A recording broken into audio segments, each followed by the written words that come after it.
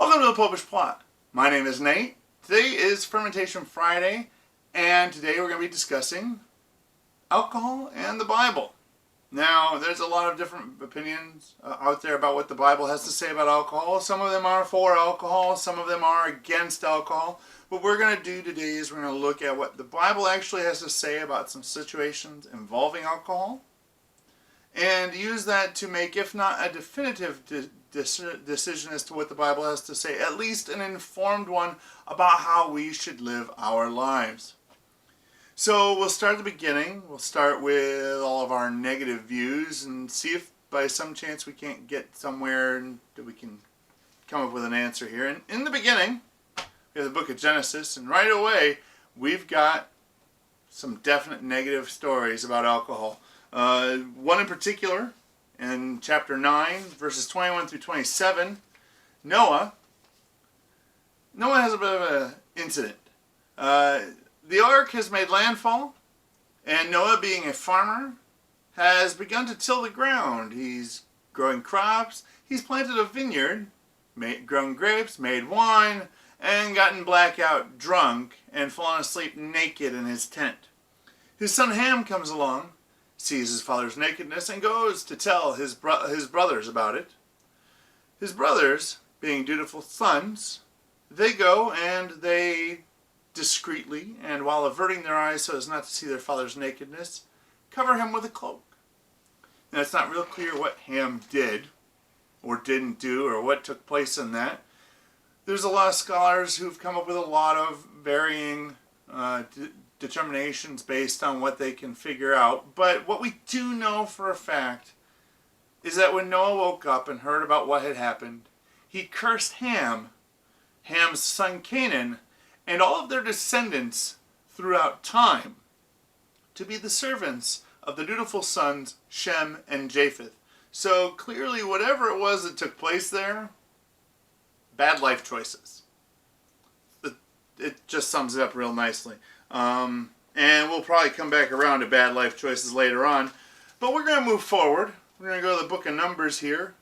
Now, in the book of Numbers, the Israelites have escaped from Egypt.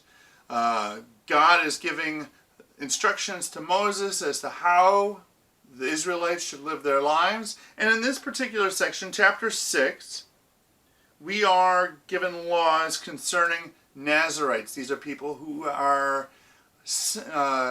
consecrating themselves to the Lord. They're taking vows.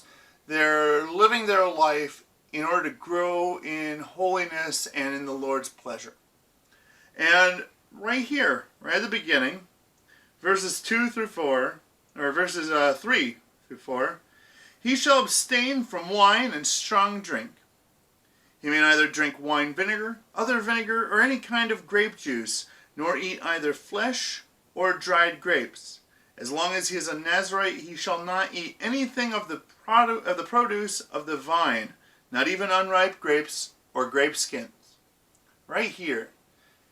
All the things that could lead to alcohol, all the things that could lead to drunkenness, right out. If you want to be a Nazarite, if you want to live this consecrated life, drinking is not at all acceptable. So I'm getting a very strong no vibe from the Bible here so far. Clearly, the Bible's got some pretty negative things to say about alcohol. We're going to jump forward quite a ways, all the way up here to our New Testament, book of Ephesians. Now, in the book of Ephesians, St. Paul is writing to the faithful in the city of Ephesus, instructing them on how to be better Christians, how to live holier lives. And right here in chapter 5, verse 18, and do not be drunk with wine, for in that is debauchery, but be filled with the Holy Spirit. Basically saying, don't get drunk on grapes, get drunk on God.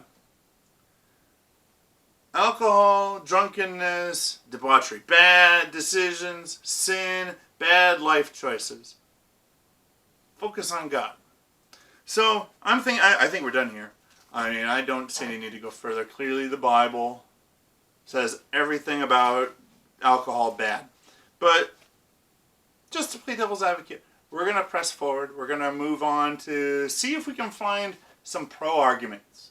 See if we can find something where the Bible is in fact saying, I doubt it will, but just in case, that it is actually saying go ahead and drink. And here in Psalm 103, now, depending on your translation, depending on the Bible you have, it might be Psalm 103, it might be Psalm 104. Psalmists are very good at writing psalms, writing songs, writing poetry. They're not accountants. The numbers are not their thing. So, depending on the translation, it sometimes jumps back and forth. But in my Bible, it's Psalm 103, and it's always verse 14 through 15. Thou bringest forth grain for cattle, and herb for the service of man, that he may bring forth bread out of the earth, and wine to cheer the heart of man. Wait. Wine to cheer the heart of man. Alright. I'm pretty sure that what that's basically saying is that wine can make you happy. So far, we've been really clear on wine bad, but this seems to say wine might be okay. So we're gonna carry on through. We'll find something. I'm gonna go look up something from Jesus. I'm sure Jesus will give us a clear, definitive picture. St. John chapter 2, the marriage feast at Cana. Oh, okay. This is clearly not a no here. They're at the wedding feast at Cana. This is the public start of Jesus' ministry. The wedding's run out of wine. And Jesus is asked if he can do anything about it, and he tells the stewards to bring in 6 big jugs and fill them up with water. And then he says, now take some water out. But when they take out the water, it's not water, it's wine. And when the guests taste the wine, one of them is noted as having mentioned to the host that normally weddings, they bring out the good stuff at first, they let everybody get a taste of it, and then they bring out the cheap stuff and they let people drink their fill on that. But clearly in this case, they brought out the cheap stuff first and have now brought out the good stuff so that those who are still able to indulge may really enjoy themselves. Now, I've listened to a lot of people talk on this, and what I generally don't hear them point out is, in all likelihood, this wedding did exactly what all the other weddings do. They brought out good stuff, they let everybody get a little bit, let them enjoy it a little bit, and then they brought out cheap stuff and let them get drunk on that. They drank all that. They still wanted more wine, so they brought out Jesus wine. And this Jesus wine is so good that by comparison, the good wine that they had at the start and the cheap wine that they had afterwards might as well have been the same cheap wine, because this is good wine. And that is clearly a pro for alcohol. It's getting a little confusing. I'm a little confused here. It was very clearly alcohol bad, and now it's alcohol might not be so bad. So I'm gonna find something by Timothy or by Paul. Paul already gave us the thing that said don't drink, so I'm pretty sure if I find something more by him, it's gonna be no, drinking's bad. Drinking's bad. Drinking's not. Wait. All right. 1 Timothy, chapter 5. This is Paul writing to Timothy, who had been sort of like an understudy. He worked with Paul during the early part of Paul's ministry, and now he's out ministering on his own to a ton of people, and Paul's giving him some instruction, helping him to grow, to be a better minister. And right here in verse 23, stop drinking water only, but use a little wine for thy stomach's sake and for thy frequent infirmities.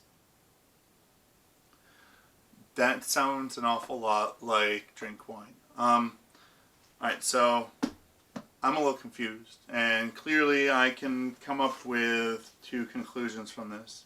The first one, and I think the most obvious one, being this Bible is broken. It's contradictory. It can't make up its mind. Don't drink wine, don't drink wine, drink wine. But I think that's the wrong conclusion to make. I think that, in fact, this Bible is not broken. It makes a very clear case. And what it says is basically what I've heard from every Anheuser-Busch commercial ever. Drink responsibly. Drunkenness is clearly a bad thing. People make bad decisions. They make bad life choices. All these things lead to sin. All these things lead you further away from God. You need to avoid getting drunk. But drinking can be good for you. Drinking can make you happy. Drinking can make a sociable event a little more enjoyable. Drinking can make your stomach feel better. It can make you feel better. And I think that's the message here, is that drinking can be okay, but that drunkenness is absolutely not. So, the takeaway from this is that we need to drink responsibly. And that means some harsh truths here, because for those of you who typically get led to bad decisions when you're drinking, you need to avoid drinking. No drinking for you. It may not be what you want to hear, but it's what you need to hear. And if you're having a hard time with that, if that's something that's difficult for you, I recommend going to your local church. They probably have a program, and if they don't have a program of their own, they probably know someone who does. Somewhere where there's a program going on that can help you learn how to make decisions that are going to help you continue avoiding alcohol and the bad effects of it. Also, for those of you who, for wherever you might be, due to your age, are not legally allowed to drink, don't. I know what you're thinking, but Nate, drinking looks so cool. All the cool people are drinking. I really want to be cool, so I need to go and drink. It's not how it works. Drinking doesn't make you cool, and those rules are there for a reason. They're there to help you grow and learn how to become a responsible person, so that when you are drinking, you can do so responsibly. So please, don't drink. For the rest of you out there, if you are going to drink, make sure you're doing so in such a way as to avoid drunkenness. Getting drunk isn't good for you. It's not good for the life you're living. It leads to bad decisions, bad life choices, sin, all these things. These are things that we need to avoid. So once again, according to the Bible, drink responsibly. And that pretty much wraps things up, I think. Remember, go down below, hit the subscribe button and that bell so that you can get some notification when we put out new episodes. If you like this episode, hit the thumbs up. Let us know that you like it. Make sure you share it with other people. You never know. The person you share it with might be somebody who needs to hear what is being said. And please, go down below and in the comments section, give us some feedback. If there's something that you'd like to see one of us talk about, put it down there. If you think we're doing a great job, put that down there. If you think we're doing a terrible job, put that down there. But please, be charitable in the way you word it. You don't need to be harsh on us just because you can. We can take criticism. And until next time, live your faith, love your faith, share that love.